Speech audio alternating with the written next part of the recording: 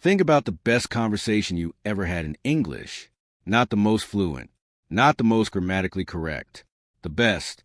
The one where you forgot you were speaking a second language. The one where time disappeared. The one where, at the end, you felt genuinely seen, and the other person did too. Now, think about what made that conversation different. I'll tell you what it was. It wasn't what you said. It was the questions you asked. Because here is something nobody teaches you in English school. The most powerful thing you can do in a conversation is not speak. It's ask.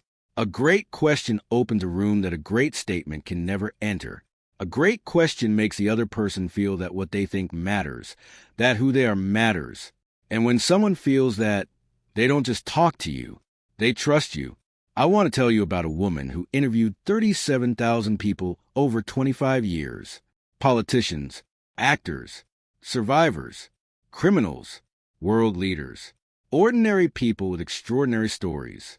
A woman who could sit across from the most closed, guarded, defensive human being in the world, and in 45 minutes have them crying, laughing, and telling her things they had never told anyone. Her name is Oprah Winfrey, and her secret was never the answer. It was always the question. By the end of this video, I'm going to give you Oprah's 4 rules for asking questions in English. The questions that create real connection, real trust, and real conversation. Not small talk, not interviews. Real human contact. In English, starting today. Before I give you the rules, I want you to understand something about how most English learners ask questions. Because there's a pattern, and it is killing your conversations. When B1 and B2 students ask questions in English, they almost always ask closed questions. Questions with yes or no answers. Questions that confirm what they already know. Questions that feel safe. Do you like your job? Did you enjoy the trip? Is that difficult? Are you from here? These questions are not wrong, but they are doors that close as soon as they open. The other person says yes or no, and then looks at you, waiting for the next question. You are running an interview, not having a conversation. And the worst part, you are telling the other person, without saying a single word, exactly how you feel about this conversation. You feel uncertain. You feel like a student, not an equal. You feel like you are surviving the conversation, not enjoying it. Oprah never survived a conversation. She lived in them, and she did it by asking questions that no one else was brave enough to ask. Rule 1, ask what nobody else is asking. Oprah had one rule she applied before every major interview. Find the one question that everyone in the room is thinking, but nobody is saying out loud. The question behind the question. When she interviewed someone who had lost a child, everyone in the room was thinking, how do you keep going? But nobody asked it. It felt too personal, too risky, too real. Oprah asked it. When she sat with someone who had built something extraordinary from nothing, everyone was thinking, what was the moment you almost gave up? But nobody asked it. It felt too negative, too vulnerable. Oprah asked it.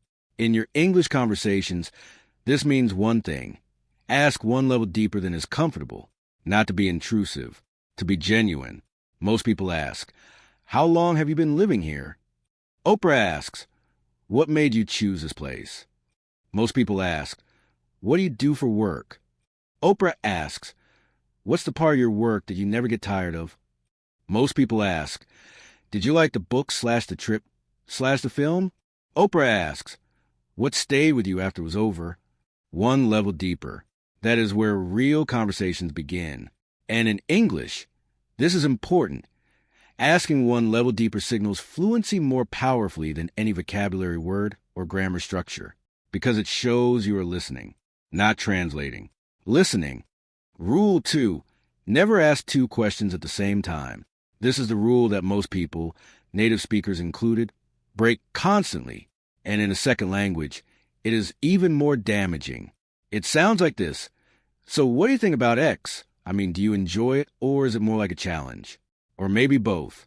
I'm curious what your experience has been, like in terms of how it makes you feel.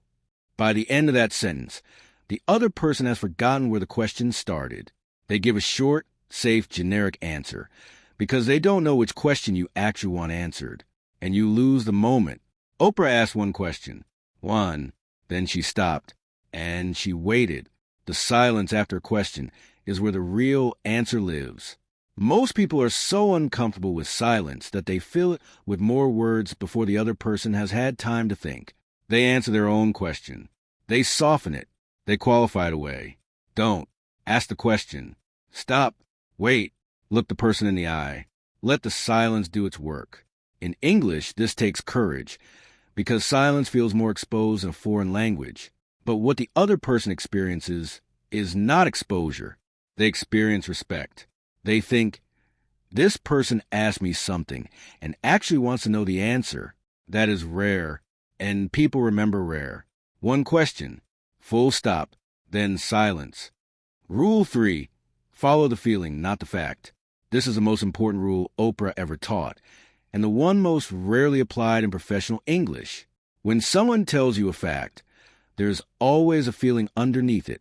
And 99% of conversations in English stay at the level of the fact, because facts are safe, facts are professional, facts are neutral. But connection, real connection, only happens at the level of feeling. And the question that moves from fact to feeling is always some version of the same question. What was that like for you? Someone tells you, I moved to another country 2 years ago. Most people respond, oh, which country? Do you like it? Oprah responds, what was the hardest part of starting over? Someone tells you, I've been working on this project for 6 months. Most people respond, is it going well? Oprah responds, what surprised you most about it?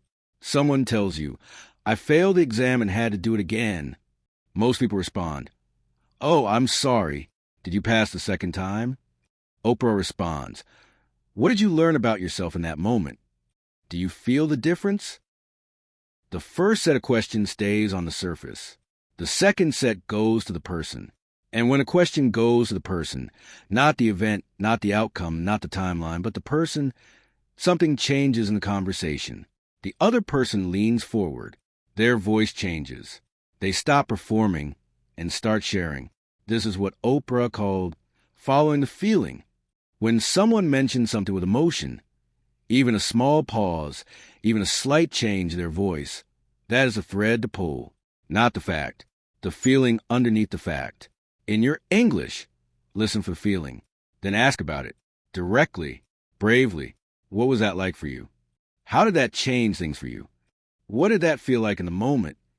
6 words. The most powerful 6 words in any conversation, in any language. Rule 4. End with a question that is no wrong answer. Oprah always ended every important interview with the same kind of question. A question that was not about information, not about facts or feelings or backstory. A question that was about the person's deepest truth. What do you know for sure? What do you wish you had known sooner? What would you tell your younger self? What is the one thing you want people to understand about you? These questions cannot be answered badly. There is no right or wrong. There is only the person, their experience, their wisdom, their truth. And when you ask someone a question like that, you are telling them something profound. I believe your truth is worth hearing. I believe you have something to teach. In your English conversations, you do not need to ask these questions to everyone, but learn 2 or 3 of them.